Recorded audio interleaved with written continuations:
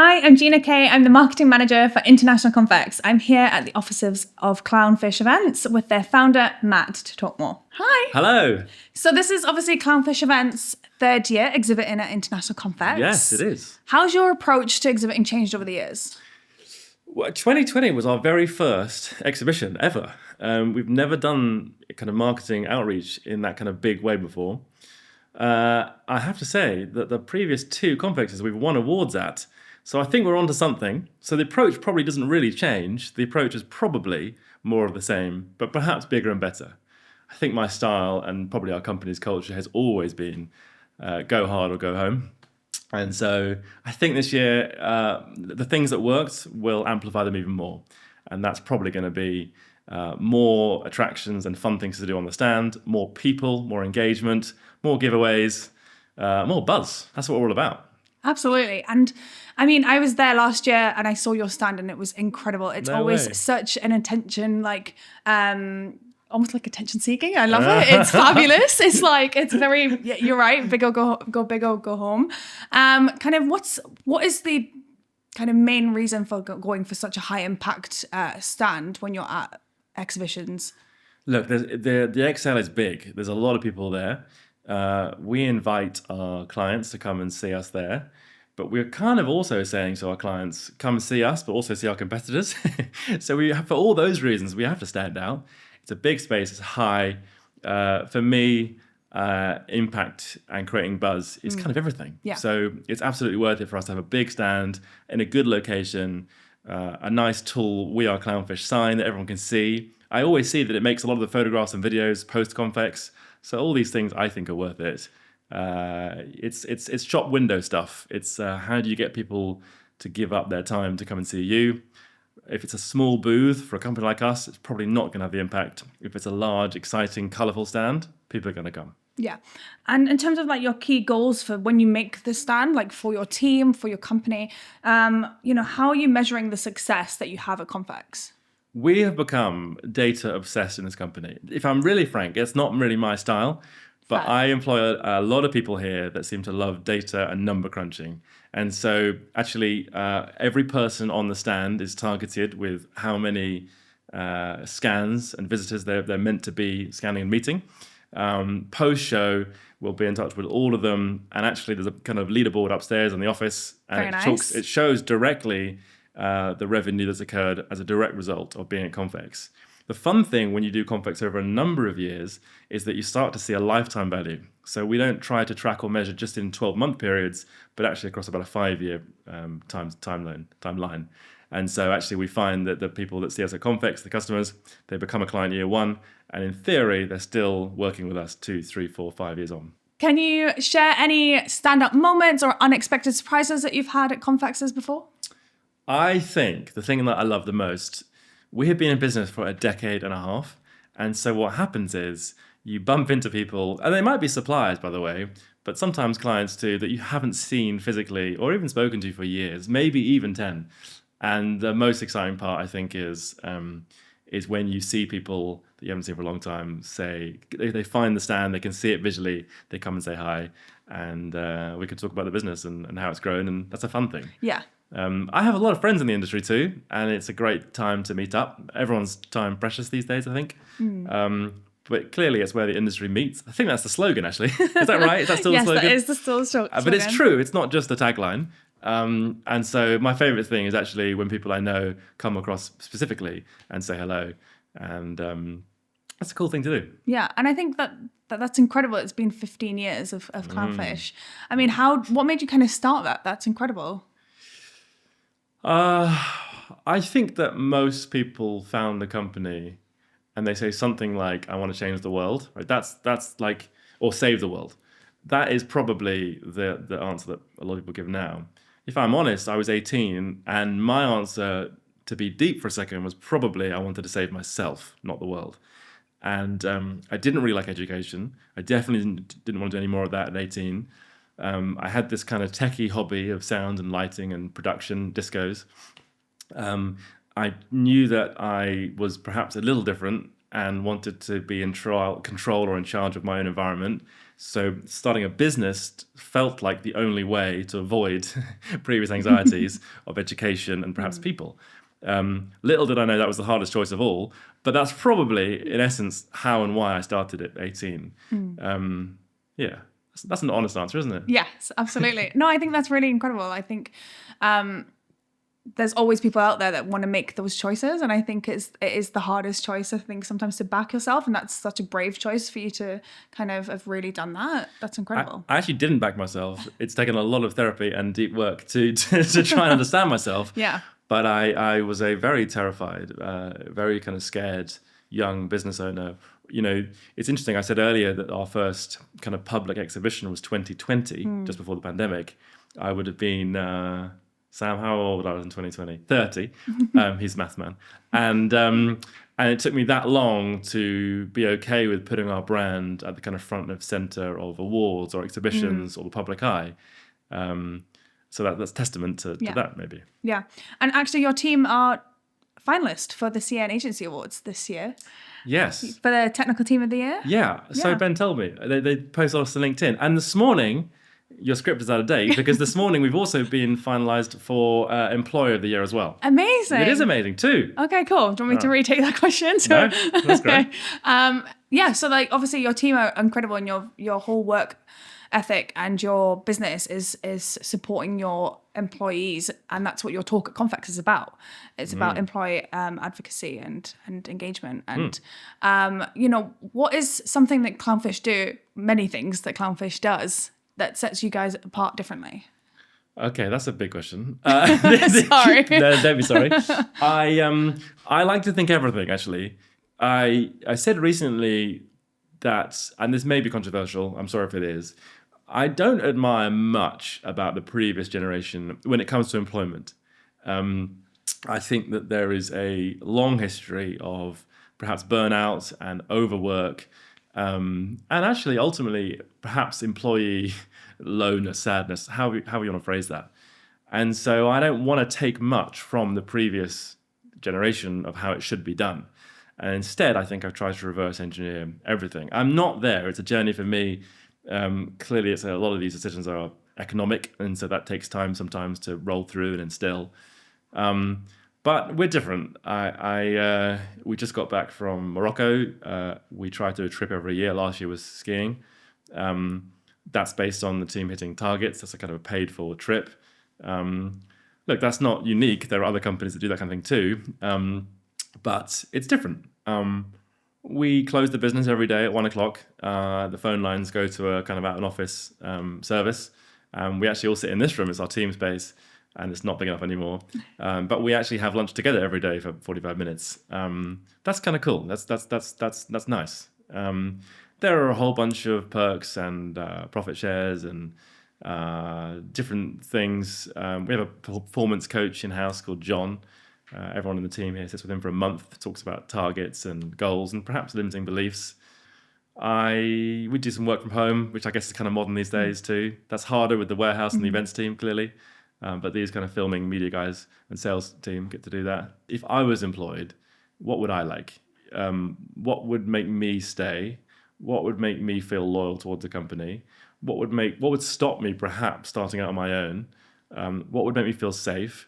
If I can start there and answer all those questions and then do the thing that I come up with, then generally that works. And that's the vague kind of thinking that I try to put into it. No, that's amazing. I think that like I did Elevate Mentoring as a mentor, and they did one session that with them, I think one of their training providers, about psychological safety at work. Yeah. And that was like, so I'd never thought about it that way before. And Yeah. I think that's really, really cool that you... But that's of that model, that's the base. And it's not things like money or salary, which I think people would, or flexibility, which I think people would commonly mistake the baseline of what makes a thriving workforce. But yeah, I completely agree. And I think that when people experience psychological safety, which means a lot of different things, they're more likely to do great work. They're more likely to take a risk. They're more likely to push the business in a bigger or bolder direction, try something new, and not feel the job was at risk. And I like to think that we experience that here. And as a result, I think we're probably one of, if not the fastest growing events company in the country. I hope. No, and I think that in the events industry, there's such a high turnover rate at the minute, and I think that going to your talk and like hearing what those strategies are for employee engagement and creating a better workplace environment, it is a great place to work. Clearly, I think that would be really important for a lot of bigger employees as well, employers in the industry, as well as like smaller ones. Is there anything that you think in particular has like helped you retain top talent? It's that thing of, I say it a lot, in a sales environment, but also in an employment environment, you have to get yourself into their shoes. I do that with customers. How are they thinking? I can't project my own thoughts and values. I stayed in a hotel on over the weekend, and I wanted to have breakfast that was included in the hotel rate delivered to my room, because that's cool. Yeah. Amazing view, balcony, and the sun was shining amazing in February. And I go downstairs and I talk to the lovely hotel reception, and it's a younger, I think, newer person to the job. And I say, can I have actually breakfast served in my room? And she said, well, you can, but that would cost you £10 additional. And I wouldn't do that, because you can save £10 and just go and sit over there. And it's funny, that's for me is projecting her own values. She doesn't, value the £10 on that. And I'm not showing off, but I can afford £10. And I think, and also that's what I wanted on that Sunday morning, with the sun on my balcony with my coffee and not having to get changed properly. And a nice treat. Yeah. And so let me do what I like to do, please, in that kind of environment. And I think that was a long story. I'm not sure how connected it really was. But I think what I'm trying to say is that if you as an employer can put yourself in the shoes of the employee, and if you can work out what would be meaningful to them and not project your own values and to listen, that for me is a great way. I'm really proud that in these nearly 16 years, no one has ever left this company to go and work at another events company or venue or supplier. No one's ever left to go to work for a competitor, essentially. It's kind of cool. I'm really proud of that. Yeah, absolutely. And actually, I would be kind of insulted if they did, because I'd be thinking, well, why? What have I got wrong? In my head, we're the best at this. And that's kind of increasingly my full-time job now. And so that's evidence of it. How do you do it? That comes to my talk. I can speak for hours on this stuff. But as a principle, I would at least get into the mindset of the people that work there. So what's next for Clownfish in terms of redefining your culture? It's a constantly evolving thing, which I really like. I'm slow on some things. I think I'm ahead of others. I mentioned earlier, I think there are 6 people in this team that have uncapped leave, and I think everyone knows that here. I think one day that might be broadened to the whole team. My argument would be that if I don't trust the team to respect time and do the job, they probably shouldn't work here in the first place. Yeah. I don't really want to say this because 3 of my colleagues are standing in the room right now, but I think these 3 happen to know this. I would love to work towards a 4-day week. I think it's perhaps a societal convention thing that we just work Monday to Friday. The kind of funny thing about the events industry is that actually it's not really Monday to Friday. Events can clearly happen in evenings and weekends. Monday to Sunday. So it's kind of so it's kind of thrown up the normal calendar anyway. Yeah. I like the idea of people having time to do more of life.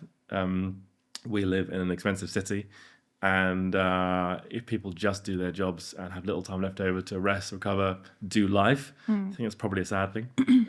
So I think eventually we'll head to a 4-day week. But again, there's like a economic reality. Like all of these things have to be thought through. They can't just be implemented in seconds. Yeah. That needs to take some time, and we perhaps need to get to an even stronger place. But that will hopefully happen one day. No, even at M.I.C.E, we've kind of toyed with the idea of doing 4.5 days, 4 days, depending on how many. Like if you get your tasks done for the week, you can leave at Friday at night, on Thursday, cool. Or Friday at 1. And I think that's we agree. Like we're always trying to kind of figure out what's good for us as well as what's good for the business. Yeah. And it's a fine line. Yeah, it is. It's very difficult because the truth is, in a small business, lots has to get done. Yeah.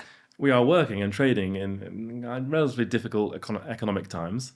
And there is a reality. The thing I like about events also makes it difficult, which is that if the event is happening in 4 hours' time, you can't go home. No, yeah, of course. As in there's an immediate deadline. This is only going to happen once. I Yeah. suspect there are other professions where actually it can wait till next week. It can wait till next week. With our job, we get paid because it starts now. Yeah. And so, these things are complicated, but I like that as a team, we're pretty open and we speak about them and it's a conversation. No, and in terms of like overall business, in terms of running a business as a young events professional, what's kind of been the best piece of advice you've received? The best piece of advice I've received, I'd probably give you a different answer every day. You ask that. My today's one is the magic you're looking for is in the work you're avoiding. Oh. Yeah, bang. I think that's true of us in my professional job and in my personal life. And I think that's probably true of most people, which is we all want a sense of magic, however you define that to be. It might be a six-pack. It might be that's the obvious one for me. It might be a better, more stable business. It might be a better client retention rate. There's so many answers to that. The magic you're looking for is in the work you're avoiding. I think for most of us, the difficult stuff we've kind of put off. This business we kind of turned the corner in the pandemic because in 2020, I had no choice but to really take it seriously and to think about the future, to secure this place and not lose it. That, in a way, was the most defining thing that happened to me. These last 4 or 5 years, in some ways, have been the best for our business because my thinking changed. Yeah. And perhaps some of that work that I was avoiding, I challenged and tackled head on and directly. And as a result, we're in the best shape, I think. And we seem to be thriving, which is cool. That's amazing. And in terms of like applying that to the wider industry, that magic, and what's kind of one thing that if you could change anything in the industry, what one thing would that be? I would ask all events to finish at 5 p.m. and we could all go home and be in bed by 7. So you're like the CN Nations Awards. Yeah, exactly like that. If I could change one thing about the events industry, well, actually, I mean, I joke, but I also mean it, which is that if it wasn't as late night and sporadic, that would be helpful. If December was more spread out, that would be ideal. And December's only like 1 week, right? Well, I know, yeah, exactly. There's a lot of work in 1 week or 2 weeks. If the year could balance out better, we used to have a very kind of, I would describe it as kind of a lumpy year.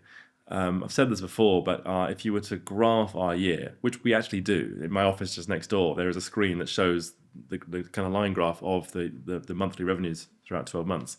7 or 8 years ago, our June was kind of up here, our December was up here, but the rest of the year was this. And that isn't very helpful for lots of reasons. It's not great for kind of forecasting and planning, but kind of more important, and cash flow. But more importantly, I think it's not great for the team because actually you suddenly go through this kind of low period and this incredibly intense peak period of June, and then this low period again, and this incredibly peak period of December. And that's not great for people's relationships or social lives or hobbies or rest. And so we've worked really hard to try and flatten that out better. There's always going to be a natural peak in those kind of summer and winter months. But if you're really asking me if I could change anything, I think I would make the natural celebratory times like summer and December every month equally. I mean, yeah, why not celebrate every month? Well, and by the way, it's kind of our mission. Yes. So I'm actually on board with that. Yes, absolutely. So you're obviously back for your 3rd year at International Confex. Yeah. Have you got any survival tips for your first-time exhibitors or first-time attendees? First-time attendees, actually enjoy it. It's quite exhausting, I think, walking up and down carpets. And it's like a sensory overload if you follow that kind of thinking. But so try and enjoy it. There are some great people in this industry, some really fun, happy, creative people that are actually worth talking to and getting to know. So do that. Take all the free stuff and make sure you cash in on USB sticks and mugs and throw them away 5 minutes afterwards. Don't do that; it's not sustainable. Yeah. I'll just enjoy it and have fun with it, and get to know people. It's great. And first-time exhibitors? First-time exhibitors, try not to be like everyone else. The obvious thing I think that most people do is they look to see who else in their sector who's like them, what they did the previous year. And I probably would suggest that not always that is the great option. Do something original, do something authentic. ultimately, as events companies, we're kind of selling connectivity and people and celebration and creativity. So show some of that on your stand. Yeah. If you've got two tables and a poser table, sorry, two stools and a poser table and a box of celebrations, for me, it doesn't inspire, wow, creativity out there, exciting. So don't follow the rest of the crowd. Do your own thing. Be authentic. Show off your brand.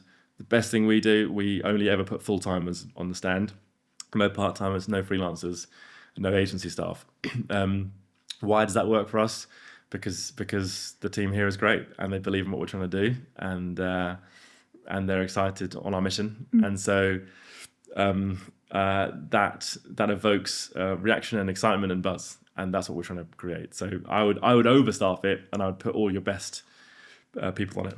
Yeah, I think when I did the ROI roadmap with Julian, who's our chairman, he's called them fizzers, but I said there's personality hires, and obviously, clearly, everybody's in your companies have got big personalities.